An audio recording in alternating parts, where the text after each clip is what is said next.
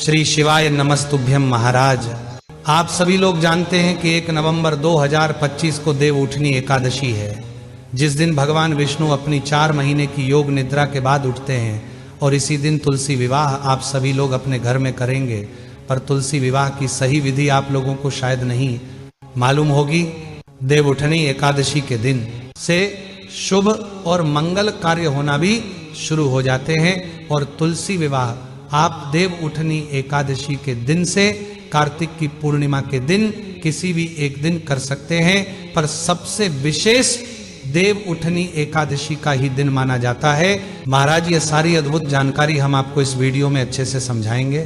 सबसे पहले आप अपने घर में कोई एक ऐसा स्थान चुने जहां पर आप तुलसी विवाह करेंगे और उस जगह को अच्छे से साफ कर ले। महाराज अब वहां पर एक चौकी रख ले और तुलसी जी का जो पौधा आपके घर में है उसे भी वहां पर लाकर रखें और वहां पर एक रंगोली भी याद से बना ले।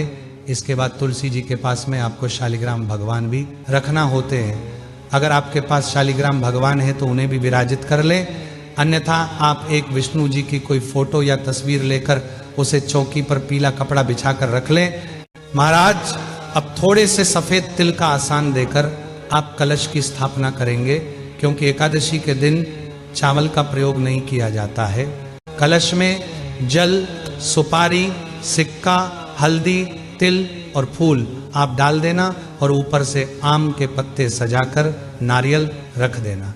इसके बाद आप लोग गणेश जी की स्थापना करेंगे।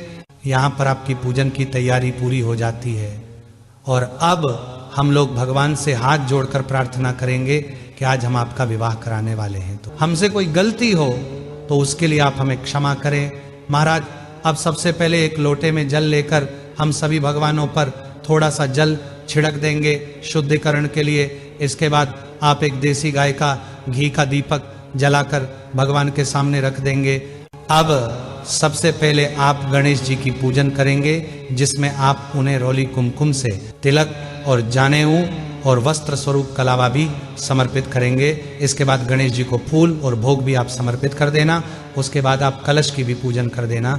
महाराज अब हम विवाह की रस्म शुरू करेंगे, जिसमें सबसे पहले हम हल्दी की रस्म करेंगे और थोड़ी सी सूखी हल्दी लेकर उसमें दूध मिलाकर उसका पेस्ट बनाकर सबसे पहले 5 बार शालिग्राम भगवान को हल्दी लगाएंगे और उसके बाद में यही हल्दी तुलसी जी को हम 5 पर वापस से लगाएंगे।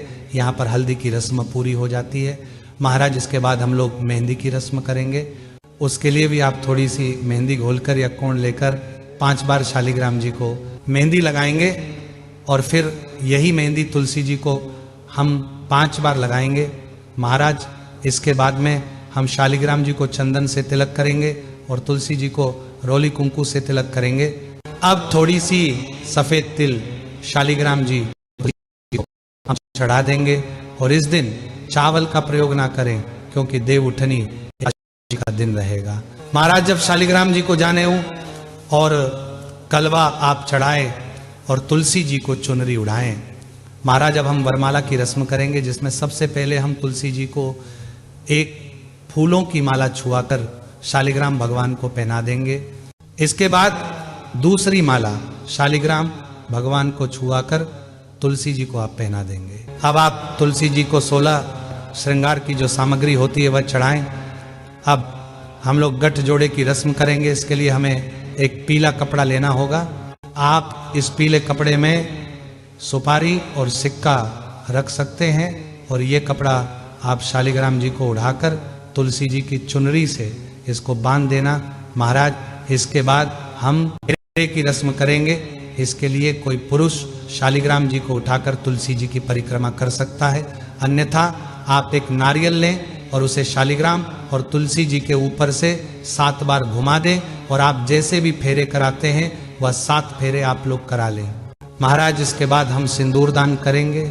इसके लिए एक सिक्के में थोड़ा सा सिंदूर लेकर शालिग्राम जी को छुआकर तुलसी जी में समर्पित करना है और बाद में यह सिक्का तुलसी के गमले में ही आप रख दें। अब हम लोग कन्यादान की रस्म करेंगे।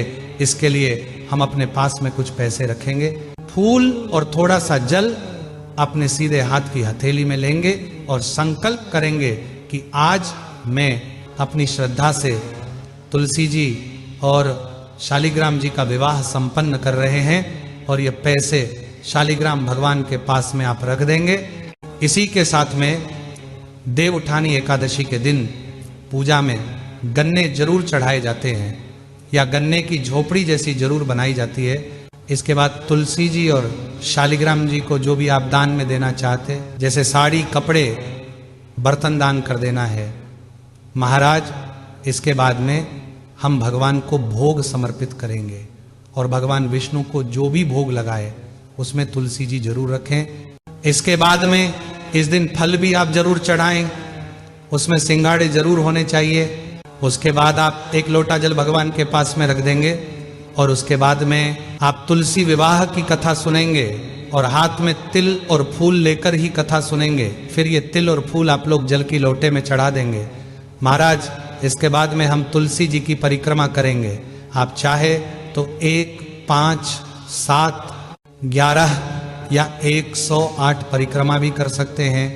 इसके बाद हम भगवान को धूप दीप दिखाएंगे और फिर अब हम आरती करेंगे। आरती के लिए आप अलग से कपूर जलाकर या दिया जलाकर गणेश जी, शालिग्राम और तुलसी जी की आरती कर सकते हैं और सभी भगवान से आप प्रार्थना करेंगे। आरती होने के बाद लोटे में से थोड़ा सा जल लेकर हम पूजा स्थल पर वार देंगे। पूजा में चढ़ाई गई चीजों का प्रसाद सभी में बांट सकते हैं और ये चौकी हम अगले दिन उठाते हैं। महाराज कलश का जल आप अपने पूरे घर में छिड़क देंगे या किसी पेड़ में डाल देंगे। इसके बाद में तुलसी जी और शालिग्राम जी को चढ़ाए गए सामान का आप सभी का दान करेंगे। ये दान आप किसी पंडित जी को कर सकते हैं, ये किसी तरह के जरूरतमंद व्यक्ति को भी कर सकते हैं महाराज। जिसके बाद में अगर शालिग्राम जी आपकी ही थे तो आपके ही घर में शालिग्राम जी और तुलसी जी रह जाएंगे। अगर किसी दूसरे के आप लाए थे तो जिसके शालिग्राम जी थे उन्हीं के यहाँ पर आपको तुलसी जी भी देनी पड़ेगी। तुलसी विवाह करना बहुत ही शुभ माना जाता है। आपको अपने घर में तुलसी विवाह जरूर करना चाहिए। आप चाहे तो किसी पंडित जन को बुलाकर भी ये विवाह कर सकते हैं महाराज। इसी तरीके से आपको अपने घर में रहकर सरल तरीके से ये तुलसी विवाह करना है। अगर अभी भी आपके मन में तुलसी विवाह को लेकर कोई प्रश्न है तो वह आप हमसे कमेंट करके पूछ सकते हैं और आप हमारी ये वीडियो कहाँ से देख रहे हैं कमेंट में जरूर बताएं। श्री शिवाय नमस्तुभ्यम महाराज।